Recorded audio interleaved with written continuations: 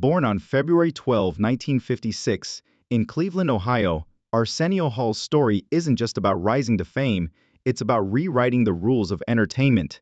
Raised in a modest household by his mother Ann Hall, a schoolteacher, and his father Fred Hall, a Baptist minister, Arsenio's journey was one of perseverance, passion, and pure ambition. Despite his parents' divorce and being raised mostly by his mother, young Arsenio had a dream that no one could dim. While most kids played sports or video games, he hosted imaginary talk shows in his basement, foreshadowing the iconic career that lay ahead. After high school, Arsenio didn't follow the traditional path. He attended Ohio University and later transferred to Kent State University, where he earned a degree in speech communication, a degree that would prove to be his stepping stone into the world of showbiz. Starting as a stand-up comedian in the late 70s and early 80s, Arsenio didn't just perform, he captivated audiences. His appearances on shows like Solid Gold and as a presenter on Soul Train gave him early exposure. But it wasn't until the 1988 comedy classic Coming to America that the world truly saw his brilliance. Playing the character of Semi alongside Eddie Murphy, Arsenio instantly became a Hollywood favorite. That film wasn't just a box office hit, it was the launchpad that catapulted him into stardom. But Arsenio wasn't done yet. In 1989, he made history by becoming the first African American to host a late-night talk show, The Arsenio Hall Show. His unique voice, sharp wit, and unapologetic style revolutionized the late-night format. Proving that he wasn't just another entertainer, he was a pioneer. Arsenio Hall didn't just dream big, he made history. And now, his legacy lives on. From 1989 to 1994, the syndicated program was a cultural phenomenon. It had a brief comeback in 1994 and 2013-2014. It featured memorable moments like Bill Clinton's 1992 saxophone performance, and was renowned for its lively atmosphere, varied guest list, and emphasis on hip-hop and black culture. The program served as a forum for marginalized perspectives and fiercely rivaled well-known hosts like David Letterman and Johnny Carson. Nevertheless, it had difficulties such as reservations disputes and rivalry, which ultimately resulted in its first cancellation in 1994.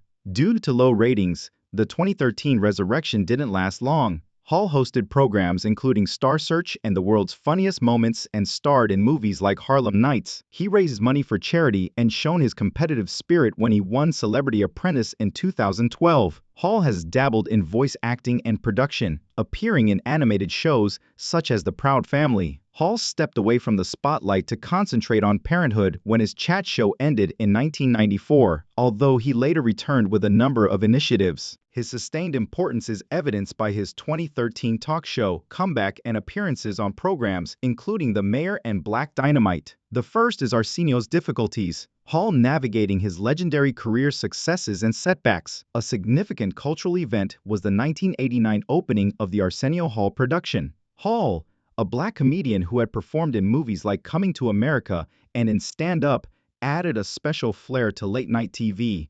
Because of Hall's captivating presenting style, inclusive guest list, and lively musical performances, his show struck a chord with younger, varied audiences. With memorable moments like Bill Clinton's saxophone performance during his 1992 presidential campaign, the event was a cultural touchstone at its height. However, the show's growing problems led to its cancellation in 1994, which was a major blow to Hall's career. The fierce rivalry from well-known late-night heavyweights like CBS's Late Show with David Letterman and NBC's The Tonight Show with Jay Leno was one of the main challenges. The Paramount syndicated Arsenio Hall event was at a disadvantage because these shows, which were supported by larger networks, had more resources and easier access to well-known guests. As networks used their influence to get exclusive visits, it became harder to book A-list celebrities, and Hall's crew had to work hard to keep the show's star power. The show's capacity to maintain its initial pace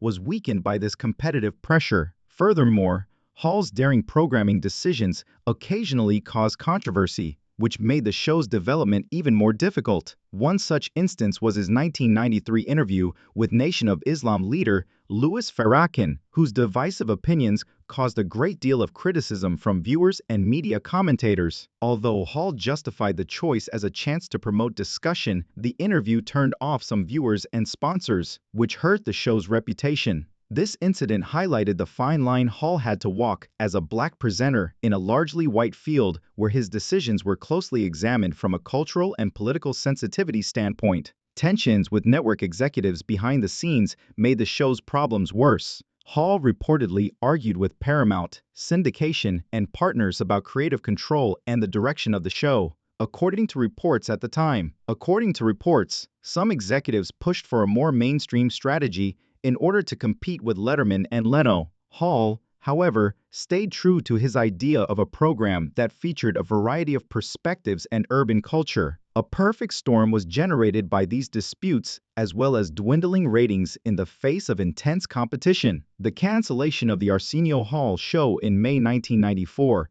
dealt a serious blow to Hall's career and his ambitions to revolutionize late-night television. The cancellation was more than just a blow for the business. For Hall, who had dedicated his life to building a platform that elevated marginalized voices, it bore a personal significance.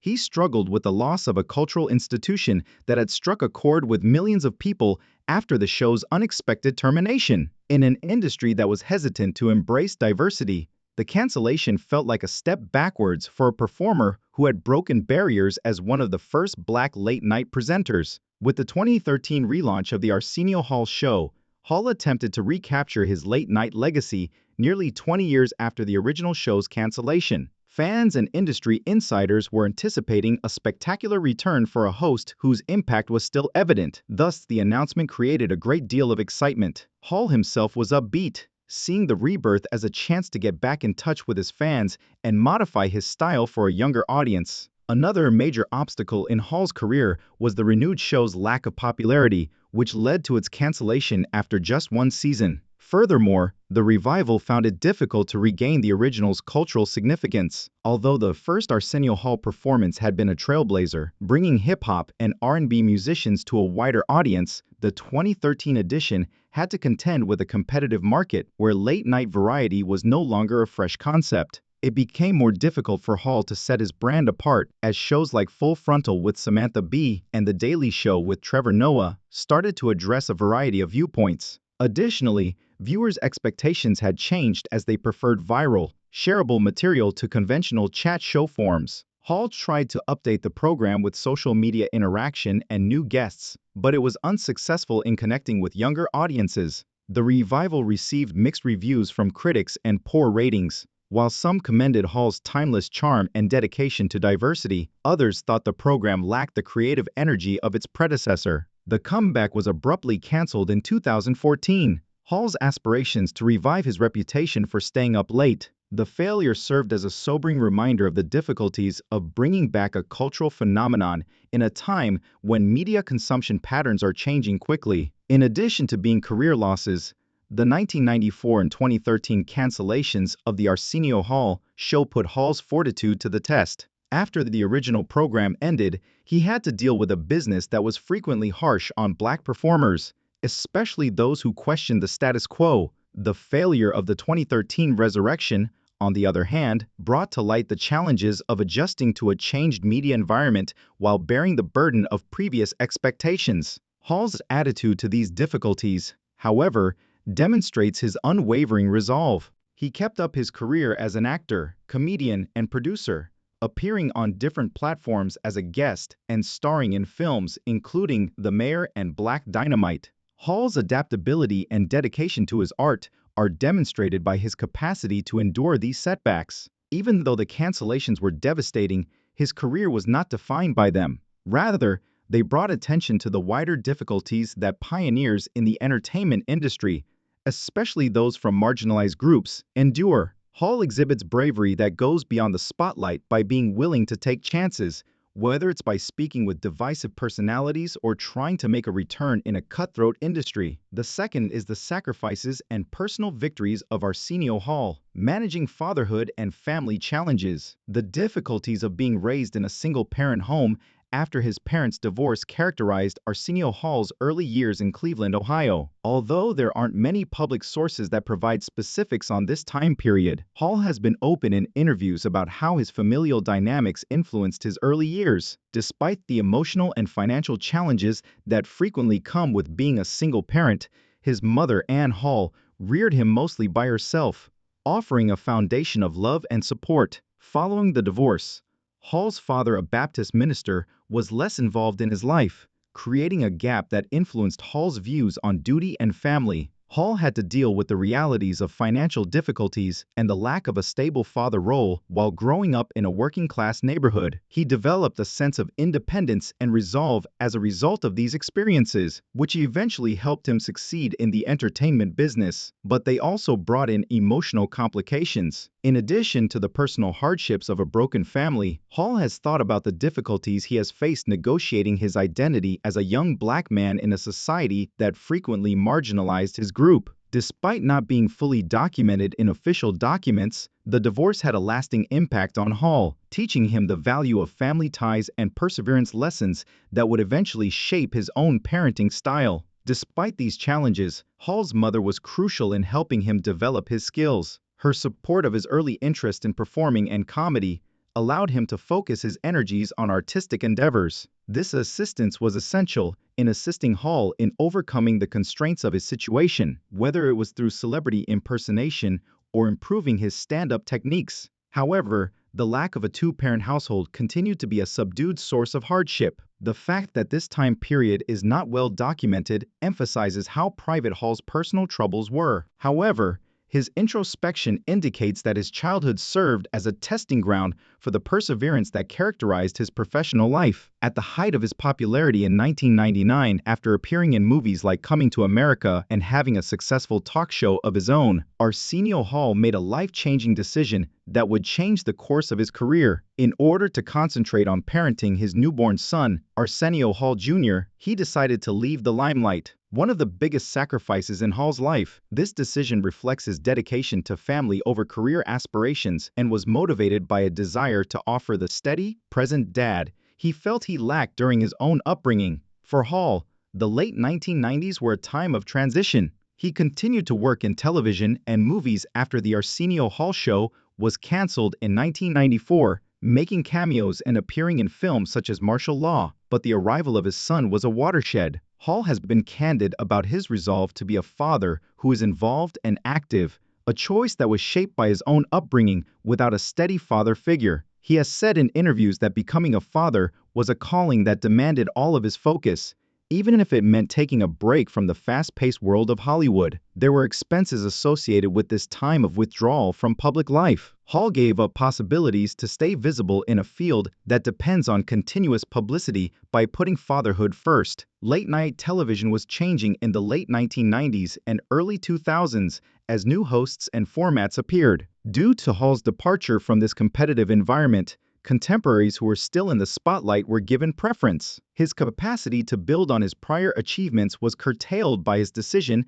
to concentrate on raising Arsenio Jr., and during this period, his name fell from the forefront of popular entertainment. Considering the societal impact of his earlier work, Hall's selection was especially poignant. He had broken down barriers and established a forum for a range of voices as one of the first black late-night hosts.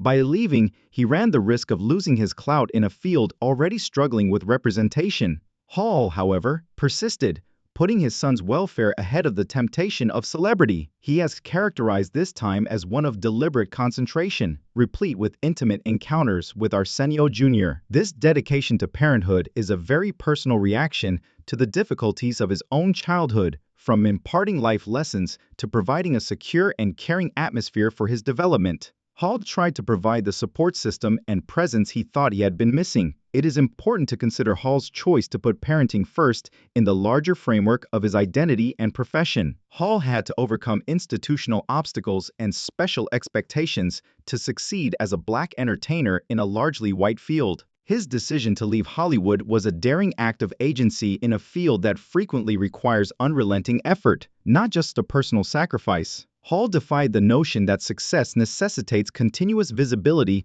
by prioritizing his family over his career, proving that personal fulfillment may outweigh professional honors. Hall's wish to keep his family out of the spotlight is highlighted by the paucity of comprehensive public information regarding his personal life during this time. Hall kept a quiet profile and concentrated on providing his son with a private, caring atmosphere, in contrast to many celebrities who publicly disclose their personal milestones. His ideals and the teachings he learned from his family, which emphasize perseverance in the face of hardship, are reflected in this discretion. Arsenio Hall's personal struggles growing up in a single-parent home and giving up professional advancement to raise his son showcase a man whose life has been influenced by both deliberate decisions and hardship. The mental and financial constraints of his parents' divorce during his early years gave him a tenacity that helped him weather the highs and lows of his professional life. His resolve to end the cycle of absence he had endured as a youngster was demonstrated by his choice to distance himself from the spotlight in Hollywood in the late 1990s. Even though they are not as well known as his career achievements, these events are crucial to comprehending Hall's path. Arsenio Hall comes in third,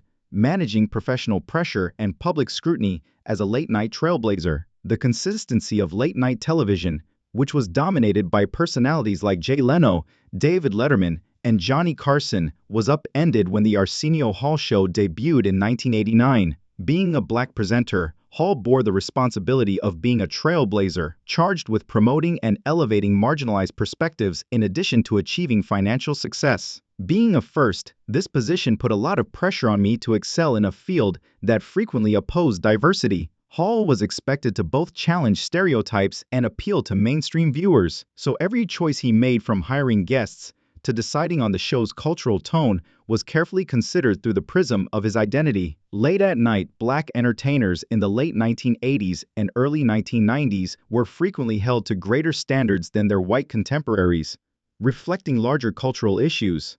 Hall's Paramount syndicated program lacked the institutional support of major networks like CBS and NBC. It was anticipated that it would compete with them while establishing a distinct identity. His platform's cultural significance added to this strain. Hip-hop and R&B performers like Mariah Carey and Public Enemy, who were infrequently seen on mainstream chat shows, as well as politicians like Bill Clinton, whose 1992 saxophone performance became a cultural landmark, used Hall's show as a platform. As audiences and critics alike looked to see if Hall could maintain his groundbreaking vision, the success of these moments not only raised his profile, but also put more emphasis on his every action.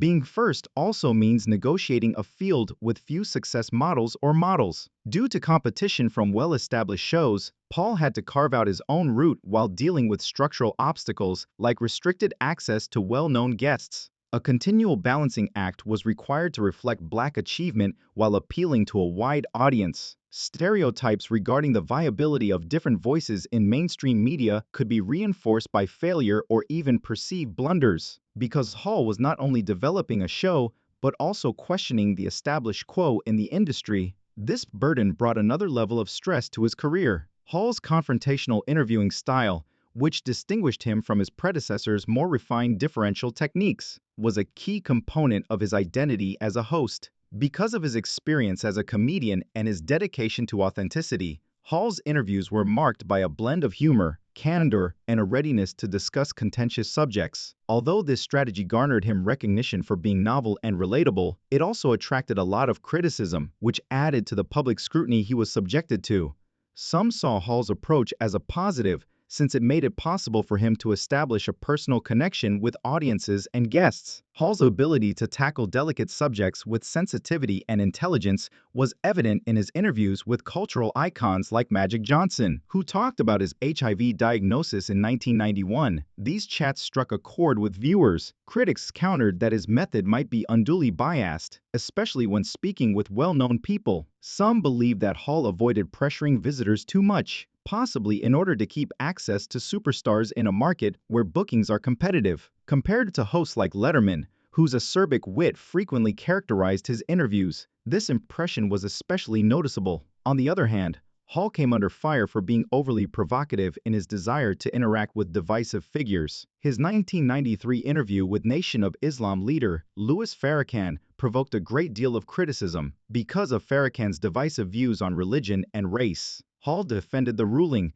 saying that even with polarizing people, open communication was crucial. Some viewers and sponsors, however, felt that the interview was a dangerous decision that damaged the show's appeal to a wider audience. This contradiction, which was perceived as too combative in some situations and too differential in others, put Hall in a precarious position where his interviewing decisions were often criticized and discussed. Racial and cultural norms were frequently entwined with criticism of Hall's style, which went beyond simple technical issues. Hall had to deal with a special set of criticisms since he was a black presenter, something that his white counterparts mostly avoided. His unofficial, urban-inspired style was praised by admirers who thought it was genuine, but others occasionally wrote it off as crude or too specialized. The stress of his part was increased by the ongoing conflict caused by the need to maintain his voice while adhering to late-night customs. Hall's resilience in the face of professional pressure and public criticism is evidence of his fortitude and foresight. Although difficult, the criticism of his interviewing method did not stop him from being loyal to his origins as a comic and supporter of many viewpoints. His readiness to address contentious issues, even at the expense of criticism, demonstrated a dedication to promoting discussion and questioning conventions. His career was shaped by the strain of being the first, which forced him to innovate while navigating a frequently harsh industry. There is no denying Arsenio Hall's impact on pop culture and late-night television. By including black musicians and tackling topics that appeal to a wide range of viewers, his program broke down boundaries and opened the door for later hosts, like Chris Rock and Trevor Noah. Hall's resilience is demonstrated by his capacity to recover from setbacks, such as the cancellation of his talk show and his period of not being in the spotlight. He was recognized as a pioneer and received a star on the Hollywood Walk of Fame for his contributions.